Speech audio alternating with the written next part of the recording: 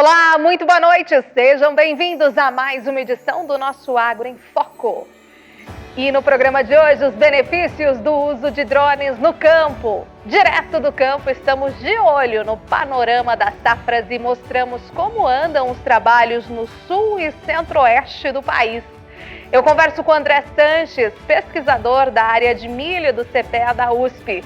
Vamos falar sobre as perspectivas do mercado de milho.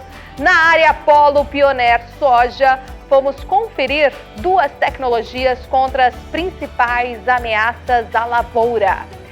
Tem ainda a previsão do tempo em cada região do país e, é claro, as últimas notícias do agronegócio brasileiro. O Agro em Foco começa agora.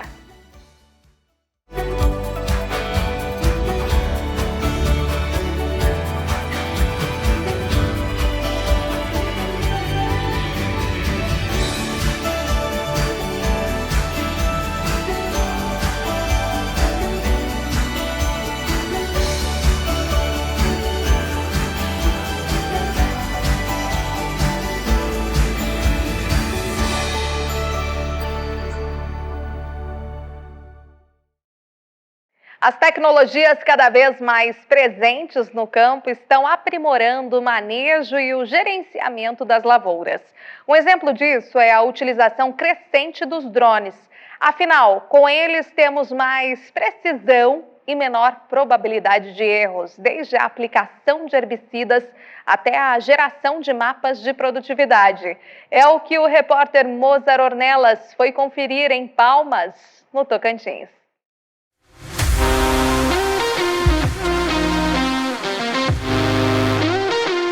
O uso das tecnologias no campo tem ajudado a transformar a vida do produtor rural. Muitas delas são capazes de maximizar a rentabilidade e agregar valor ao negócio. E nos dias de hoje, essa procura se torna cada vez maior. Os drones são ótimos exemplos de tecnologias que chegaram no campo para ficar. O que faz o produtor usar é a necessidade, né? Às vezes é uma coisa que é para evitar a perda, por exemplo, né? E eficiência, que aí acaba que o produtor vê essa tecnologia e resolve aderir para maximizar a lucratividade dele. O drone tem facilitado o acesso a áreas onde os pulverizadores não conseguem entrar. Mas a expectativa é de que muito em breve ele possa assumir outras tarefas e funções dentro da produção agrícola. Pesquisas e estudos sobre o tema avançam sobre a utilização em diversas tarefas e funções que o drone pode assumir dentro de uma fazenda.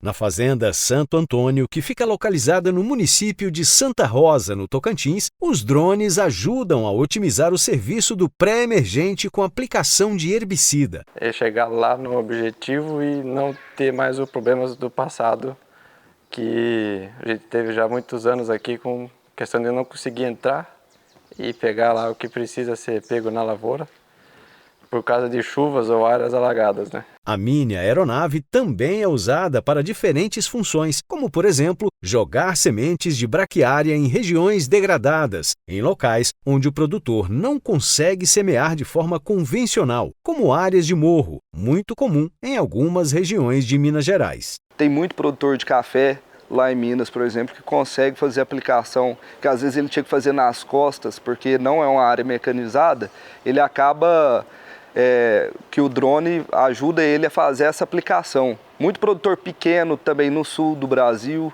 que acaba contratando a terceirização de aplicação de drone, e igual a gente está vendo aqui na propriedade, o produtor resolveu comprar devido à área dele, ele não ter perda de uma hora que o pulverizador vier a faltar. Esse drone, que é muito utilizado na fazenda Santo Antônio, tem capacidade para 30 litros e faz 16 hectares por hora como pulverizador. Além disso, a utilização do drone traz inúmeros benefícios, como independência de condições de solo para entrar na lavoura na hora da aplicação de produtos, economia de água, rapidez em aplicações, evita amassamento de culturas, mais precisão na aplicação. O futuro vai ser mapeamento com drone de pragas e doenças das plantas.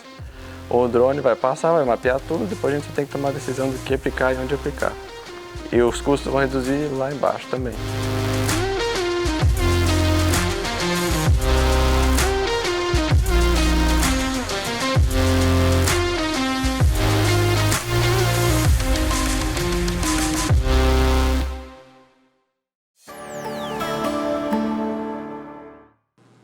Na última quinta-feira, 9 de março, a NOAA confirmou o término do fenômeno Laninha depois de 3 anos consecutivos. Esse mapa já mostra a temperatura superficial, a anomalia de temperatura no Oceano Pacífico. Então, tanto no Pacífico Leste como no Pacífico Central, agora temperaturas elevadas no oceano. Diferente dos últimos 3 anos, sob efeito do Laninha, em que a temperatura ficava fria, ou seja, ficava nessa cor aqui, agora estamos em uma neutralidade climática com uma leve tendência de aquecimento. Então, temperaturas já elevadas, uma anomalia positiva nessa temperatura do Oceano Pacífico. Agora, com uma neutralidade climática que deve persistir pelo menos durante o outono de 2023, o que os produtores podem esperar como influência dessa neutralidade climática? Bom, durante o outono, pouca coisa muda na distribuição de chuva. Lembrando que o outono já é uma estação de transição.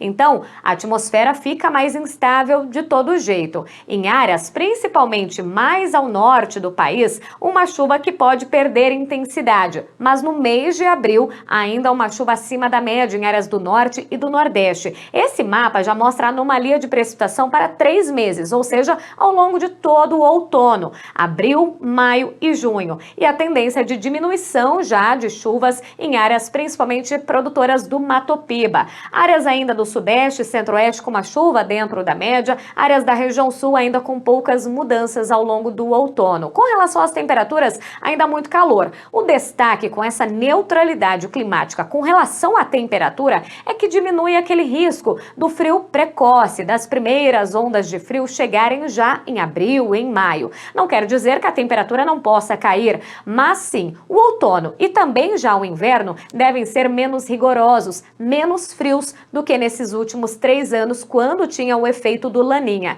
Então, com essa neutralidade climática e uma leve tendência de aquecimento, essa temperatura fica mais elevada, diminuindo esse risco, principalmente para geadas mais fortes e também mais abrangentes no centro-sul do país. Voltando a falar desse gráfico do Laninha, dessa neutralidade, a expectativa é de tendência até de um El Ninho até o final do ano. Ou seja, temos um outono com essa influência da neutralidade climática e para o segundo semestre de 2023, a expectativa é de instalação do El Ninho depois de 3 anos do Laninha. E aí muda tudo no cenário de chuva e de temperatura também. Já de olho na próxima safra de verão, com o El Ninho instalado, mais chuva na região sul do Brasil. Aí sim, um cenário que vai ser suficiente para reverter o déficit hídrico, reverter o quadro de perdas, de baixas produtividades no Rio Grande do Sul depois de 3 anos de Laninha. Então, com o El Ninho, a expectativa é de chuva mais concentrada, mais volumosa durante a primavera, verão, em áreas da região sul do Brasil. Em contrapartida,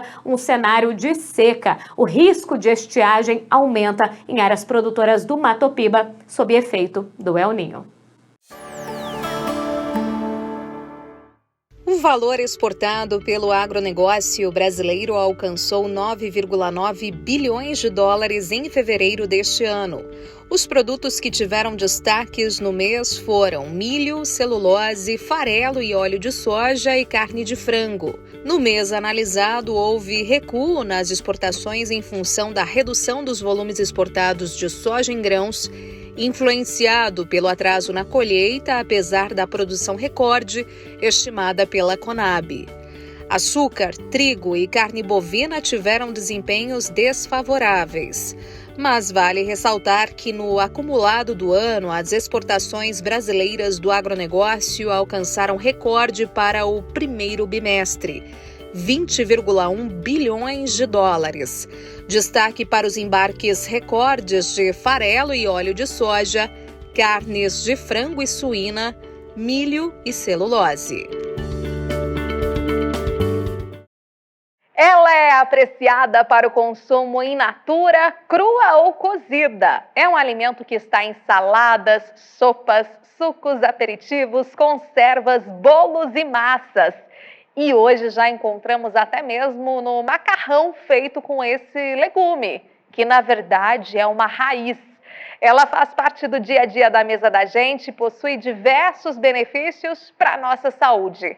Da semeadura até a embalagem, a repórter Lara Leão mostra agora a produção da cenoura.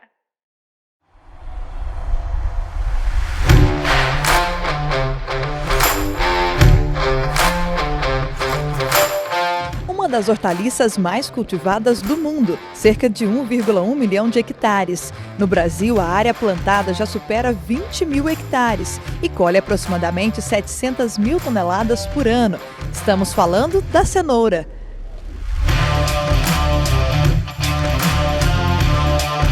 De acordo com o último levantamento da Embrapa Hortaliças, aqui no Brasil as principais regiões produtoras de cenoura estão em São Gotardo, Minas Gerais, microrregião de Irecê, Bahia, Cristalina, em Goiás, Marilândia do Sul, no Paraná, e Caxias do Sul, no Rio Grande do Sul. E é em São Gotardo onde se produz metade das cenouras do Brasil, que inclusive leva a fama de capital da cenoura, que a Van do Agro em Foco inicia a jornada para entender o porquê de tanta produtividade. E é nos campos da Copadap, Cooperativa Agropecuária do Alto Paranaíba, que encontramos o engenheiro agrônomo Lucas Albino, que explica todo o manejo e cuidado que é realizado aqui. Então, aqui em específico a gente está com cenoura de inverno, que é cultivada de 15 de março até 15 de agosto. Essa cenoura a gente trabalha com população de 600 a 650 mil plantas, que é diferente da cenoura de verão. Que a cenoura de verão a gente trabalha com 500 a 550 mil plantas, com menos população, devido a problemas de doenças, né? Então a gente faz controle preventivo, seguido com controles mais corretivos no final do ciclo, com produtos mais específicos. Em cenoura de verão, a gente já tem problemas lá com muita umidade, então a gente tem início alternário desde o início do ciclo. Então a gente tem que fazer o manejo corretivo desde o início para evitar a perda de folhas que progridem para bactérias. Novos híbridos, materiais mais resistentes e investimentos em tecnologia têm ajudado a produzir mais. Os tratores fazem essa colheita com menos descarte e mais padronização que antigamente.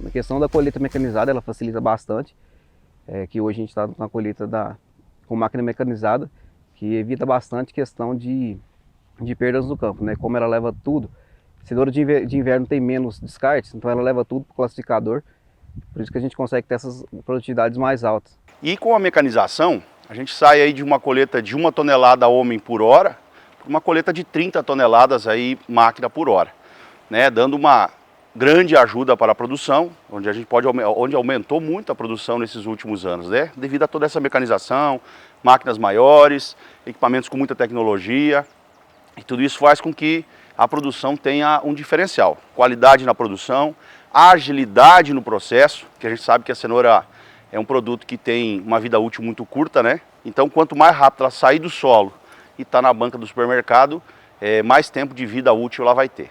Minas Gerais é responsável por mais da metade da produção nacional de cenouras. E essas hortaliças colhidas aqui estão indo para o beneficiamento. Aqui começa o beneficiamento. Primeiro, as cenouras são molhadas para facilitar a limpeza. Passam por escovação e vão para a classificação. As menores são chamadas de 1A, as médias 2A e as maiores 3A. As quebradas são os tocos, vendidos para as indústrias de ração, já que na prateleira não tem muito valor. A Copadap é uma cooperativa que começou sua atividade em 1994, na cidade mineira de São Gotardo. Na época, um grupo de agricultores viram no cooperativismo a possibilidade de alavancar a produção e dar suporte aos seus negócios. E deu certo. Hoje a cooperativa é responsável por 7% da cenoura nacional. Mas para chegar aqui teve muito sufoco, hein? Não, foi uma jornada bastante longa. Esse foi o primeiro projeto de colonização dos cerrados no Brasil, chamado de PADAP, Programa de Assentamento Dirigido do Alto Paranaíba. Naquela época não existia, isso foi em 1974, e naquela época não existia tecnologia de produção dos cerrados. Os pioneiros tiveram muitas dificuldades, mas tiveram um grande suporte. Na época da Cooperativa Agrícola de Cotia, do governo brasileiro, da Embrapa e do governo japonês. Aos poucos, novos cultivos foram introduzidos, entre eles a cenoura, E tecnologia para isso foi desenvolvida e hoje a gente tem um sucesso na produção. Hoje a cooperativa, que atua em negócios no mercado interno e externo, tem planos de continuar crescendo junto com o setor e com o produtor rural. Então, o investimento ele é feito primeiro na pesquisa para desenvolver as tecnologias que são necessárias e depois na infraestrutura. A cooperativa dá todo o suporte para o cooperado para que ele possa cultivar, planejar o cultivo, faz acompanhamento da produção, leva os resultados de pesquisa, faz o processamento dos cultivos e faz a comercialização. O cooperado investe bastante na mecanização, nas tecnologias e por isso tem esse sucesso.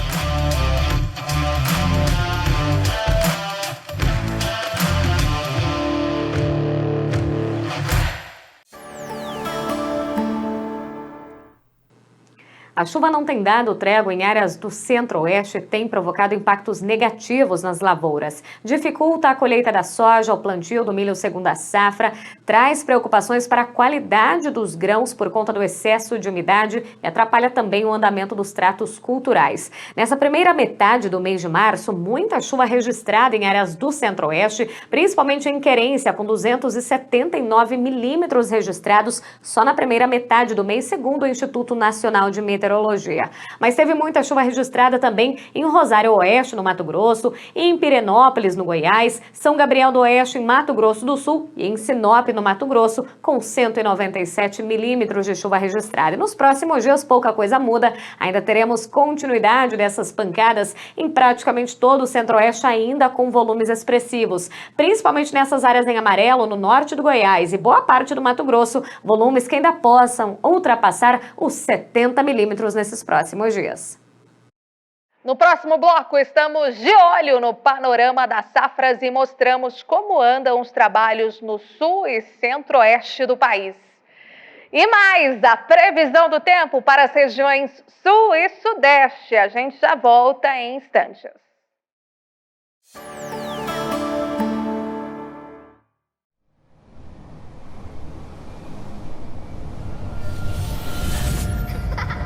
Eu escolhi fazer do cultivo da terra a minha vida. É dela que eu tiro o meu sustento, que alimento o mundo, que vejo o meu amor pela agricultura passar de geração em geração. E agora, eu escolhi ter mais liberdade.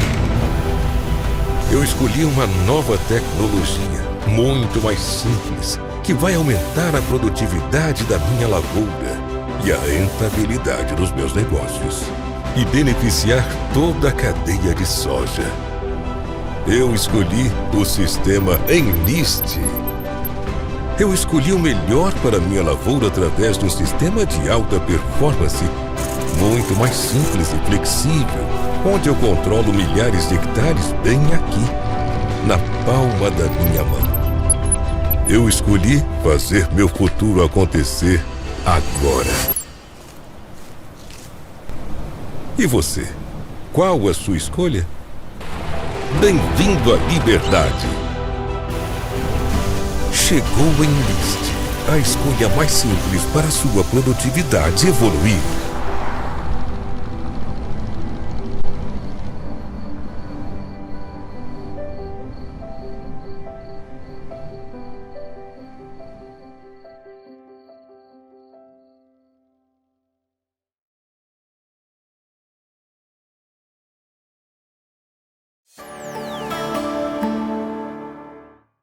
A consultoria Pátria atualizou suas estimativas de área, produtividade e produção para a atual safra de soja no Brasil. Isso por conta da quebra de produtividade no sul do país. A previsão agora é de uma área de 43,65 milhões de hectares, alta de 5,2% em relação a 2022. A produtividade está em 3.413 quilos por hectare, aumento de 12,8% em comparação ao ano passado. E a produção deve chegar a 148,96 milhões de toneladas, incremento de 18,6% em relação a 2022. O Agro em Foco foi a Sabáudia e Lupionópolis, no Paraná, e em Rio Verde, Goiás, para conferir como anda o panorama das safras no sul e no centro-oeste. É o que mostram agora, direto do campo, os repórteres Lara Leão e Mozart Ornelas.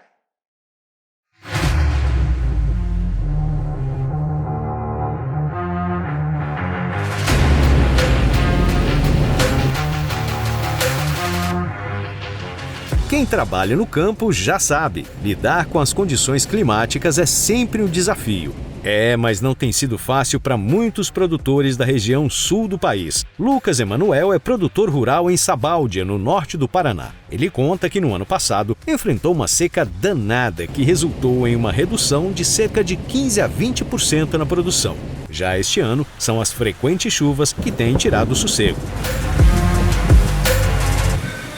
A gente teve um excesso de chuva, um clima totalmente diferente dos anos anteriores, né? A gente teve excesso de chuva no plantio, o que ocasionou perda de planta, porque veio umas chuvas muito fortes de uma área de recém-plantio, né? O que compactou o solo, então as plantas de baixo vigor ficaram no solo, não nasceram, né? Durante todo o ciclo a gente teve um excesso de chuva, né? O que veio atrasando, a gente teve muito tempo nublado, né?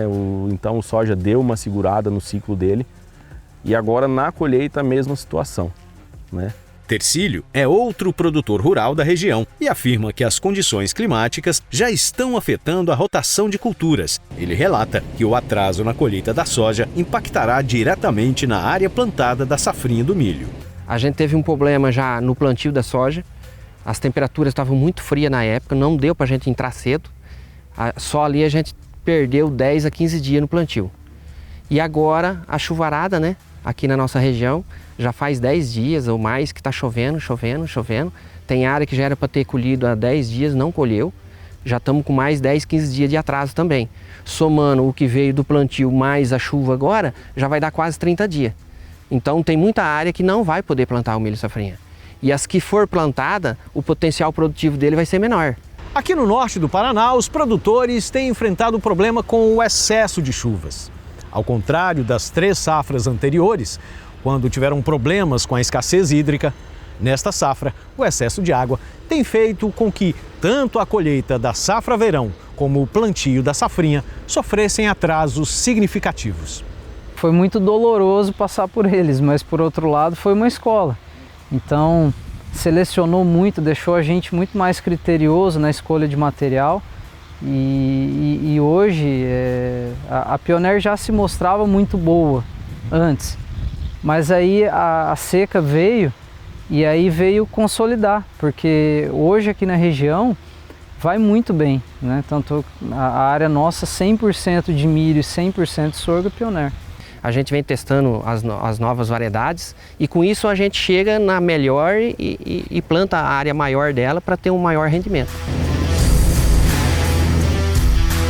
Aqui, além da agricultura, os produtores investem em suinocultura, avicultura, gado de corte, justamente para diversificar a renda. E a sustentabilidade também faz parte dos negócios.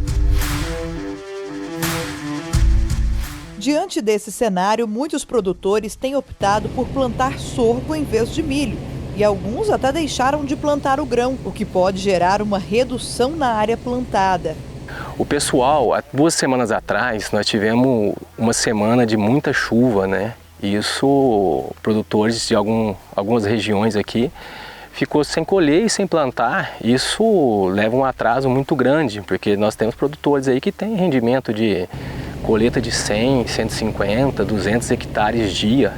E uma semana isso dá quase 800 a 1.000 hectares que deixou de colher e, consequentemente, deixou de plantar.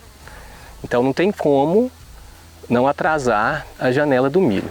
As constantes chuvas favorecem também o surgimento de pragas e doenças. Na soja, a mancha-alvo e a antracnose têm sido o problema, enquanto no milho os produtores estão enfrentando o percevejo, barriga verde e a cigarrinha, uma das principais pragas que afeta a produtividade.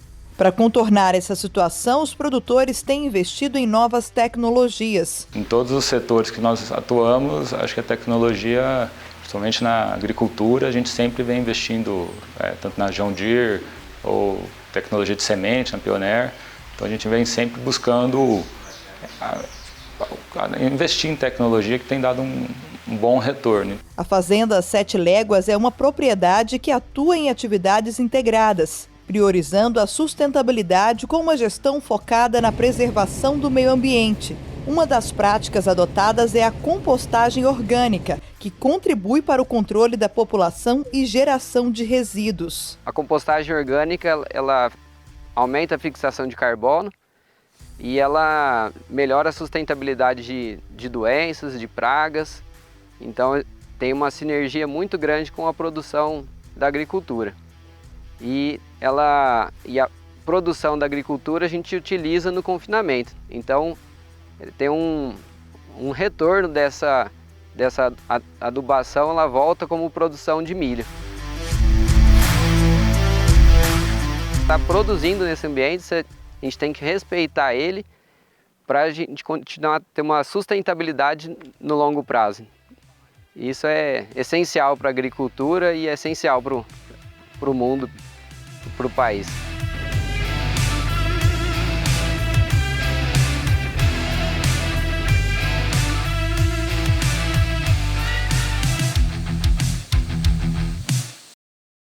Chegou a hora do nosso Foco no Campo. Vamos ver onde o nosso mapa vai para hoje. Vamos lá, em qual região do Brasil? Ali na região sul. Sabe para onde a gente vai? Não me toque no Rio Grande do Sul. Camila Dias, representante comercial Pioneer, está por lá direto da Expo Direto Cotrijal. Nos conte, Camila, como é que foram apresentadas as tecnologias tanto para a soja quanto para o milho? Olá a todos. Estamos aqui na Expo Direto Cotrijal, a Pioneer com foco sempre no produtor, foco no campo. Estamos trazendo novidades na questão de híbridos de milho e híbridos de soja. Na parte de milho, estamos trazendo um hiperprecoce P1972, alto teto produtivo, que foi homenageado 50 anos Brasil Pioneer, completados em 1972. Então, estamos vindo aí com milho de alto teto produtivo para agregar ainda mais na vida do produtor. Se consolidando no mercado, tanto para grão quanto para silagem, temos o P3016 e o P3565, entregando qualidade, produtividade e segurança. Temos trazendo novidade em tecnologia e inovação, sojas com as tecnologias Conquestra e Enlist, agregando ainda mais na vida do produtor. Muito bom, Camila. Falando também sobre a questão do alto teto produtivo que você colocou e, claro, a questão da segurança. A gente sabe do avanço aí que está a semeadura da segunda safra de milho e, claro, preocupação também com cigarrinha do milho. Quais foram os termômetros, né? O que a Pioneer aí tem ofertado também e garantido, dado maior segurança aí aos nossos produtores rurais nesse sentido? Então, aqui no Sul, a gente tem o P3565, que entrega uma segurança para o produtor. Pode ser plantado tanto em safra de verão quanto safrinha, devido à sua janela de plantio, tanto para grão quanto para silagem, mas com a pressão da segunda safra é muito maior. A gente sempre orienta os produtores com boas práticas agrícolas, o uso de produtos tanto químicos quanto biológicos, para assim poder ter uma lavoura de qualidade. Perfeito, Camila. Muitíssimo obrigada, viu, pelas informações aí suas, direto desse grande evento, e até uma próxima oportunidade. Obrigada. Eu te agradeço. Boa noite a todos. Tchau, tchau. E vamos ver agora como é que fica o tempo nas regiões Sul e Sudeste. A imagem de satélite ainda mostra a variação de nuvens em partes da região sul do Brasil. Nessa primeira metade do mês, teve muita chuva registrada, principalmente no Paraná e em Santa Catarina. Segundo o Instituto Nacional de Meteorologia, a cidade que mais registrou chuva nessa primeira metade do mês foi Morretes, no Paraná, com 209 milímetros. No Rio Grande do Sul foi muito pontual essa chuva volumosa, mas teve também. É o caso de Torres, com 181 milímetros registrados, e Japira, com 160 milímetros. No decorrer desses próximos dias, teremos mudanças no tempo. A chuva volta a se espalhar um pouco mais pelo Rio Grande do Sul, mas ainda insuficiente para reverter o déficit hídrico e melhorar a situação das lavouras. Agora, a situação favorável vai para Santa Catarina e Paraná com a diminuição da chuva. Agora, os produtores podem retomar as atividades de colheita, de plantios, tratos culturais, porque o tempo mais seco deve predominar nesses próximos dias. A chuva tem sido intensa na primeira metade do mês de março em áreas da região sudeste do Brasil, mas não em sua totalidade. Tem chovido bastante em áreas do estado de São Paulo e na metade sul de Minas. No norte mineiro, o tempo mais seco tem predominado e provocado também preocupações nos produtores por conta do déficit hídrico. Aliás, na primeira metade do mês de março, muita chuva registrada, principalmente no estado de São Paulo. As 5 cidades que mais registraram chuva foram Iguape, Dracena, Bertioga, Itapira e Sorocaba. Principalmente em Iguape, no litoral de São Paulo, 249 milímetros de chuva registrados, segundo o INMET, o Instituto Nacional de Meteorologia. Mas não só no litoral. Produtores na faixa leste paulista estão preocupados com o excesso de umidade que tem atrapalhado a colheita no estado. No decorrer desses próximos dias, mudanças no tempo. A chuva daqui para frente se torna menos expressiva na região sudeste do Brasil. Ainda tem previsão de chuva volumosa, principalmente no extremo oeste de São Paulo, Triângulo Mineiro, ainda em pontos do sul de Minas Gerais. Mas, de modo geral, no sudeste, agora a chuva fica mais irregular, intercalada com períodos de sol e elevação das temperaturas de novo. No próximo bloco, eu converso com André Sanches, pesquisador da área de milho do CPEA da USP. Nós vamos falar sobre as perspectivas do mercado de milho. Na área Polo Pioneer Soja, fomos conferir 2 tecnologias contra as principais ameaças à lavoura. Tem ainda a previsão do tempo para as regiões Norte e Nordeste. É já já.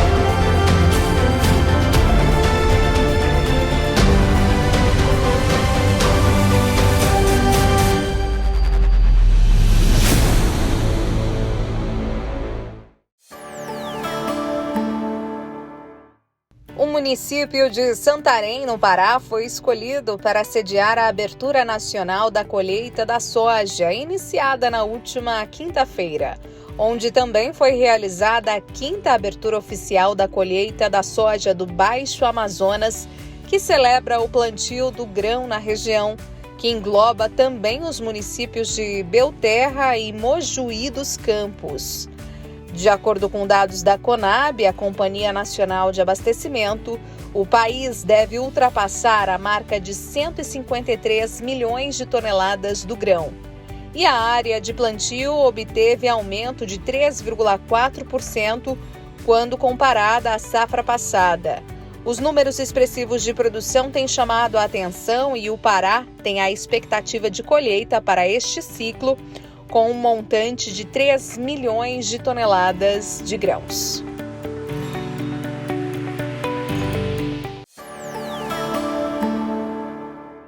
Entre 21 e 24 de março acontece em Lucas do Rio Verde, no Mato Grosso, o Show Safra 2023. Com o tema O Futuro é Agora, a feira reunirá 375 expositores que representam mais de 700 marcas. A organização estima movimentar 10 bilhões de reais nesta edição. Mesmo com a expectativa de o Brasil colher a maior safra já registrada na série histórica de mais de 123 milhões de toneladas, segundo as estimativas da Conab, a Companhia Nacional de Abastecimento, a alta demanda e as incertezas de oferta do cereal no mundo tendem a garantir preços rentáveis aos agricultores. Ou seja, o cenário de mercado de milho permanece favorável ao produtor. Sobre isso, eu converso agora com André Sanches, pesquisador da área de milho do CPEA, o Centro de Estudos Avançados em Economia Aplicada, da Escola Superior de Agricultura Luiz de Queiroz, da Universidade de São Paulo. Oi, André, boa noite para você, bem-vindo à nossa edição do Agro em Foco. Há muita expectativa em torno dessa condição, dessa notícia de o Brasil se tornar líder na exportação do milho também, seguindo aí os passos, né, de tudo que acontece em relação à soja e outras commodities também. Ou seja, o olhar do mundo voltado para o Brasil na questão dessa liderança, um ritmo bastante intenso de oferta também, o que a gente tem observado pela Conab. Com isso, né, mesmo com bastante oferta, mas a demanda aquecida também, os preços, eles seguem e devem continuar remuneradores aos produtores? Boa noite, Renata. Boa noite a quem nos acompanha. Confirmo, as informações atuais, todas as estimativas apontam para, sim, mais um ano safra com produção recorde de milho. Isso mostra o brilhantismo, a capacidade do produtor brasileiro de produzir de forma rentável, né, de forma segura, um volume de produção aí recorde, e isso tem atraído a atenção do mundo, né. Vale ressaltar que nós viemos de um ano safra muito difícil em termos globais, hemisfério norte sofrendo com um clima seco e quente, Estados Unidos sofreu uma frustração de safra.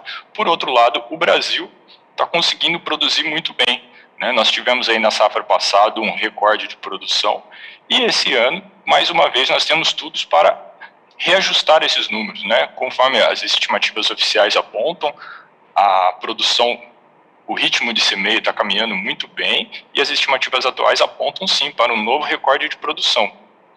Então isso vem consolidar, vem solidificar o brilhantismo do produtor brasileiro em termos de produção de grãos. O sistema soja-milho tem evoluído e tem conseguido produzir e apresentar resultados brilhantes aí nos últimos anos. E isso tem atraído a atenção de demandantes externos, né? Vale a pena frisar que recentemente o Brasil assinou, né, tem se aproximado de compradores chineses, então o Brasil tem buscado, inclusive, novos compradores, né, para esse excedente doméstico.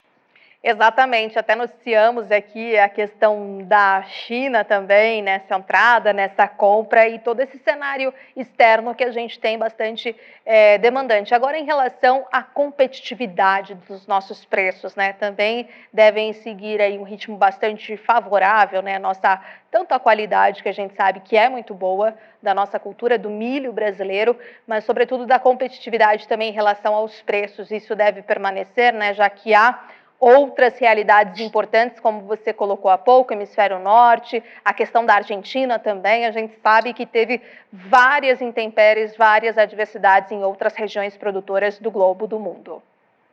Sim, Renata, você tem razão. Vale a pena frisar que hoje a produção está acima dos 120 milhões de toneladas.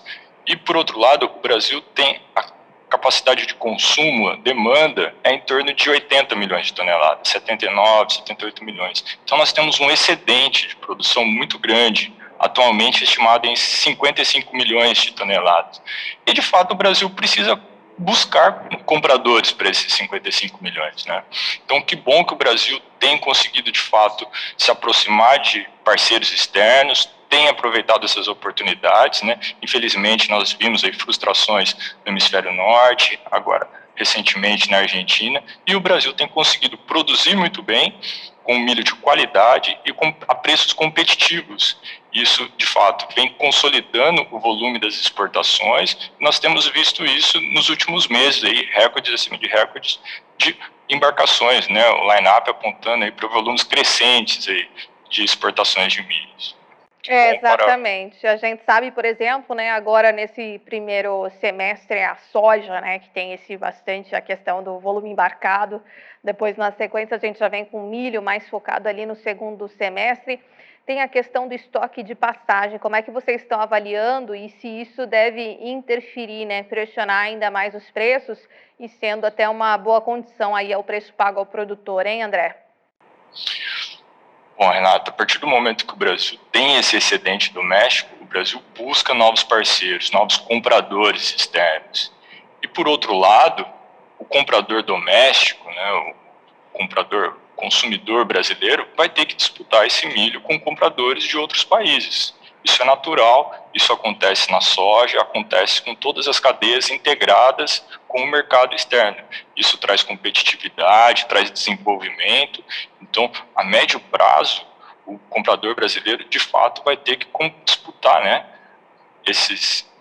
em termos de preços, né, com compradores externos, mas nada novo. Isso já tem acontecido nos últimos anos, né? Vale a pena frisar que o volume de exportação, isso é um movimento que vem ocorrendo, de fato, nos últimos 6, 7, 8 anos safras. Então, não é uma novidade para o comprador brasileiro. De fato, no segundo semestre é quando nós temos aí a colheita da segunda safra, onde o excedente se consolida de fato, né, e onde ocorre o volume de exportações maiores. Então, é nesse período que o comprador brasileiro, todo o demandante doméstico, vai ter que, de fato, disputar preços, né, em termos com compradores externos. E aí o preço no Brasil passa a acompanhar mais próximo a paridade de exportação. Então eu acho que é um movimento que nós já temos visto nos últimos anos e vai ganhar força, vai se consolidar cada vez mais para os próximos safras, né?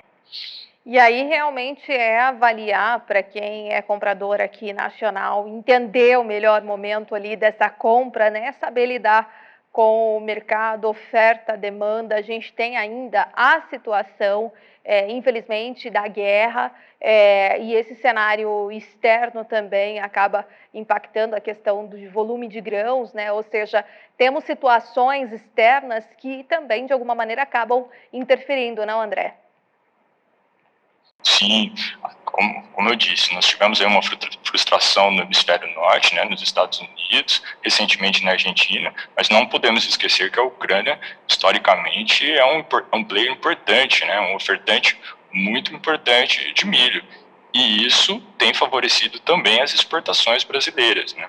Então, ao meu ver, o comprador brasileiro vai ter que acompanhar cada vez mais de perto a paridade de exportações, esse contexto global, para desenhar as estratégias, a melhor forma de precificar isso, de estar comprando e vendendo, né? Então, acho que o produtor, é um ambiente que, de forma geral, acaba beneficiando todo o sistema, né? Não só o exportador, que traga o produtor, que isso acaba trazendo competitividade e eficiência de produção.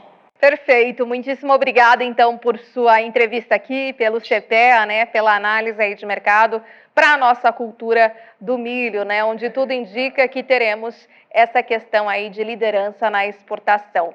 Muito obrigada, viu, por sua entrevista e até uma próxima oportunidade. Boa noite, Renata, boa noite a todos, seguimos à disposição. Vamos ver agora com a meteorologista Amanda Souza como fica o tempo nas regiões Norte e Nordeste.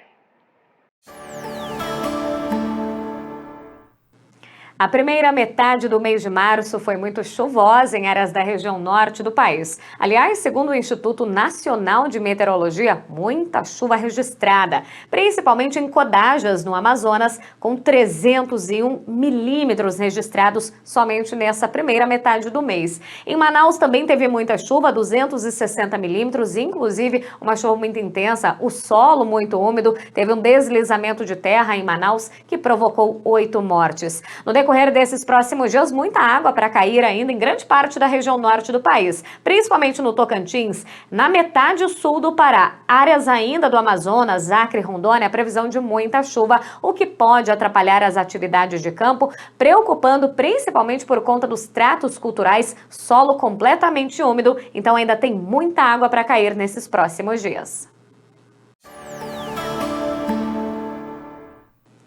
A chuva ganhou intensidade em áreas da região nordeste do Brasil, mas tem acontecido de forma irregular e mal distribuída. Muita chuva provocando impactos negativos na faixa norte e pouca chuva mantendo o déficit hídrico, principalmente na Bahia. A imagem de satélite mostra essas nuvens carregadas e que têm persistido já há alguns dias. Aliás, a primeira metade do mês de março fecha com altos acumulados registrados pelo Instituto Nacional de Meteorologia, principalmente no Maranhão, na cidade de Buriticupu, 260 milímetros registrados. Muita chuva também em Turiaçu, Carolina e Imperatriz. No Piauí, muita chuva em Valença do Piauí, com 164 milímetros registrados até agora. E tem mais água para cair nos próximos dias, principalmente nas áreas em amarelo, em laranja do mapa, volumes que podem ultrapassar facilmente a casa dos 150 milímetros nos próximos dias. Muito diferente das áreas ainda mais ao sul do território baiano, onde a chuva segue irregular, mal distribuída, muito isolada e com baixos acumulados. Em mais uma área polo de soja, edição 2023, que ocorreu em Pontalina, Goiás, a Pioneer apresentou duas tecnologias que oferecem uma proteção integrada e mais abrangente contra as principais ameaças à lavoura. É o que vamos conferir na reportagem de Mozart Ornelas.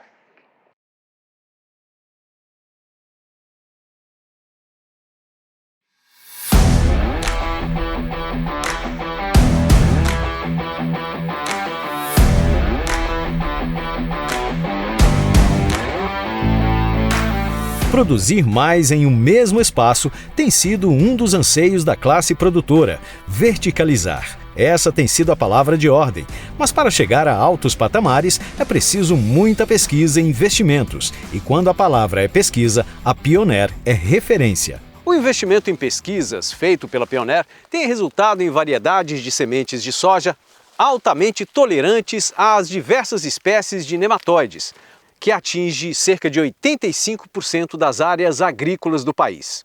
A Fazenda Aliança, em Pontalina, em Goiás, foi palco para uma nova edição do Área Polo Pioneer. A escolha da região foi estratégica, já que o local apresenta desafios como a presença de nematóides de cisto e galha, que afetam diretamente a produtividade da soja. Então, os nossos cultivares apresentam uma tolerância e aí a gente vem cada vez mais mostrando essa realidade para o agricultor, buscando identificar aquele talhão que ele tem que fazer um manejo mais específico, trabalhando não só com cultivares tolerantes ou resistentes, mas também fazendo um manejo de tratamento de semente com produtos biológicos que possa vir a dar uma segurança maior para ele tirar o máximo de potencial produtivo que as cultivares têm para oferecer. Durante esta edição do evento, a Pioneer apresentou duas tecnologias para a cultura da soja, que oferecem uma proteção integrada e mais abrangente contra as principais ameaças à lavoura.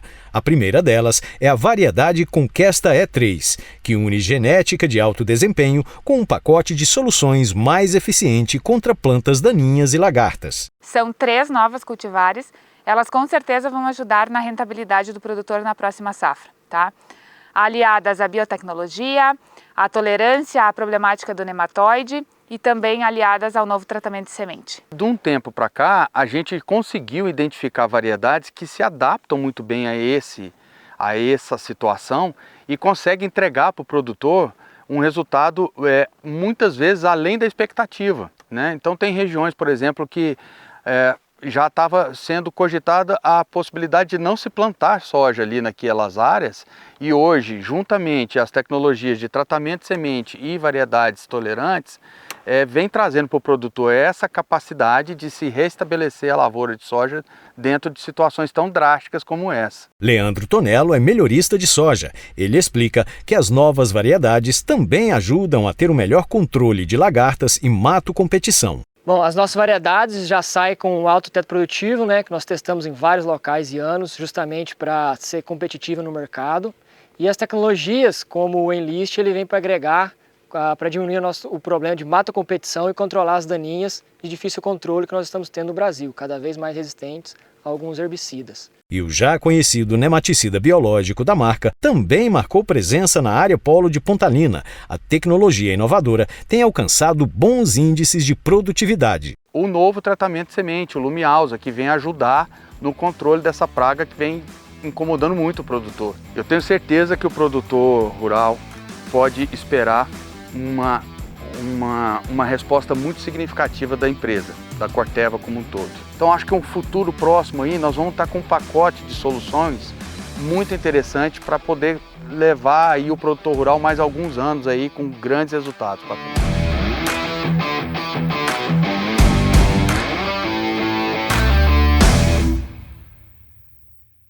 Atenção, produto perigoso à saúde humana, animal e ao meio ambiente. Uso agrícola, venda sob receituário agronômico. Consulte sempre um agrônomo. Informe-se e realize o manejo integrado de pragas. Descarte corretamente as embalagens e os restos dos produtos. Leia atentamente e siga as instruções contidas no rótulo, na bula e na receita. E utilize os equipamentos de proteção individual.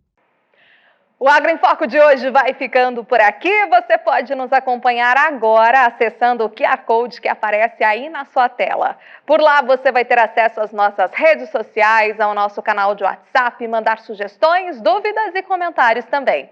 A gente está super aberto para essa interação com todos vocês. Como sempre, toda quinta-feira a gente tem um programa inédito aqui no YouTube, no canal da Pioneer Sementes. Uma excelente noite para vocês. Até semana que vem. Tchau!